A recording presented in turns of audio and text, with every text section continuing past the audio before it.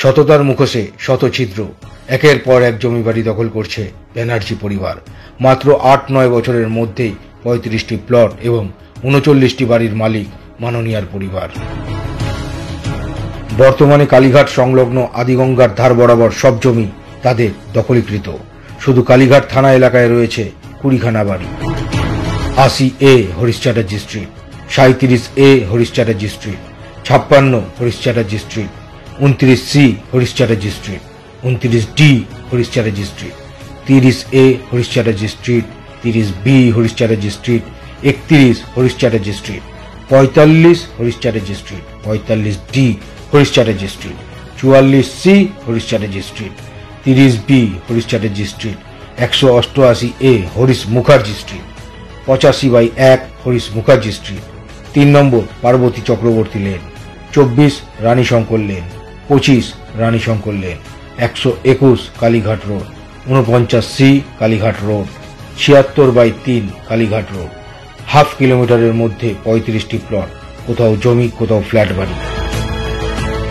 এই কলকাতা শহরে এমন কোন পরিবার আছে যাদের জাদুকাঠির ছোঁয়ায় মুড়ি মুরকির মতো জমি বাড়ির সংখ্যা বৃদ্ধি পাচ্ছে? স্বাভাবিকভাবেই ক্ষমতার জোরে দখল করা হচ্ছে গরিব এবং মধ্যবিত্ত পরিবারের সম্পত্তি। একদিকে কালীঘাট মোড় থেকে কালীঘাট রোডের সপ্তপল্লী ক্লাব পর্যন্ত, অন্যদিকে কালীঘাট মোড় থেকে হরিশ চ্যাটার্জি স্ট্রিটের ৪৪ কলোনি পর্যন্ত বিস্তীর্ণ এলাকায় এখনো পর্যন্ত ৩৫টি প্লট চলে এসেছে এই পরিবারের হাতে।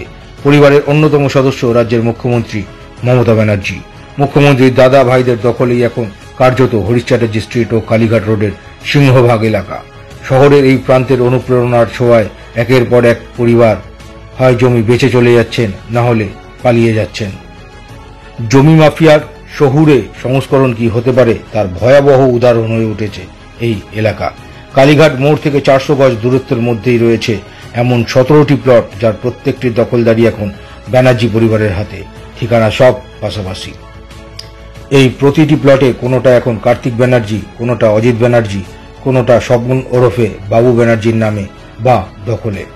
মাত্র ৪০০ গজ দূরত্বেই একটি পরিবারের একাধিক সদস্যের ১৭টি জমি ও বাড়ি বা ফ্ল্যাট। গোটা রাজ্যে জমি কারবারের অনুপ্রেরণা কোথা থেকে আসছে তা নিয়ে সন্দেহের আর অবকাশ নেই।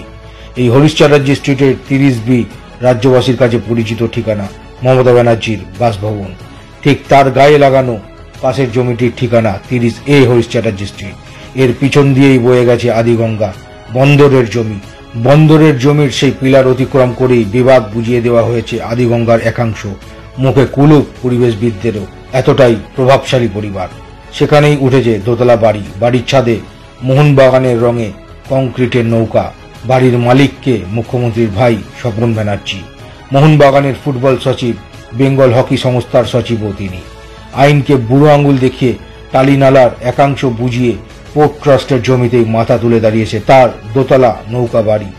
মুখ্যমন্ত্রীর বাড়ির গা ঘেঁষে এই ৩০A হরিশ চ্যাটার্জি স্ট্রিটের ঠিকানা। এই ঠিকানার একটি অংশের মালিকানা জয়ন্ত দাসের, অন্য একটি অংশের মালিকানা সাধন চক্রবর্তীর।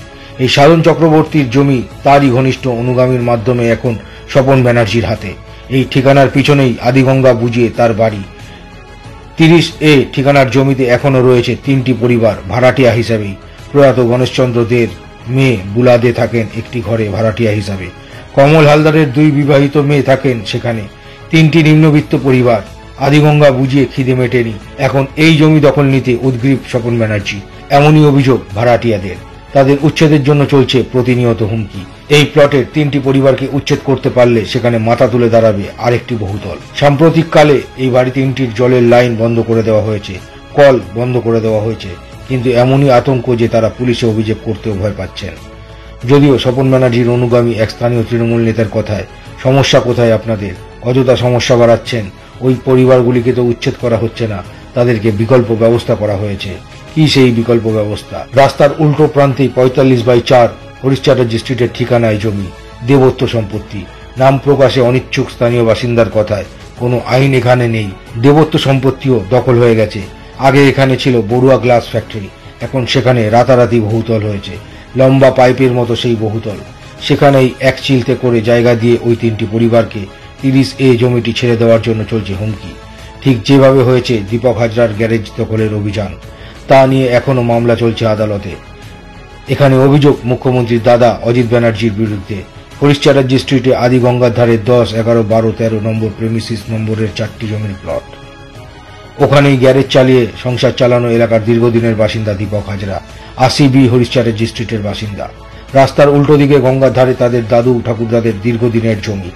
দীপক হাজরার অভিযোগ, ইতিমধ্যে মুখ্যমন্ত্রীর দাদা অজিত তার দাদার ঠিকা প্রজাসত্বের জমি দখল নিয়েছে। দীপক হাজরার অভিযোগ, ইতিমধ্যে মুখ্যমন্ত্রীর দাদা অজিত ব্যানার্জি দীপক হাজরার দাদার নামের ঠিকা প্রজাসত্বের জমি দখল নিয়েছে। এখন নতুন করে 13 নম্বর প্রেমিসেসের জমি দখল করতে চাইছে, যা দীপক হাজরার দাদুর নামে কেনা জমি। পাশের 12 নম্বর দাগের জমিটিও ঠিকা প্রজাসত্বের জমি। 12 ও 13 নম্বর জমির কিছু অংশ জুড়ে দীপক হাজরার গ্যারেজ। এখন সেটিও গায়ের জোরে মুখ্যমন্ত্রীর দাদা দখল করতে চাইছেন। জমি দখলে হামলা চলছে। মুখ্যমন্ত্রীর দাদার বিরুদ্ধে থানায় এফআইআরও দায়ের হয়েছে। পুলিশে মামলা দায়ের করার অপরাধে এক প্রস্ত মারও খেতে হয়েছে দীপক হাজরাকে। এখন সেই জমিতে কাগজে লেখা নোটিশ টাঙানো হয়েছে, this property is belong to Ajit Banerjee. সততার মুখোশে সত্যিই শতছিদ্র। একের পর এক জমি বাড়ির মালিক হয়ে উঠছে ব্যানার্জি পরিবার। জমি মাফিয়ার শহুরে সংস্করণ, সবই অনুপ্রেরণায়।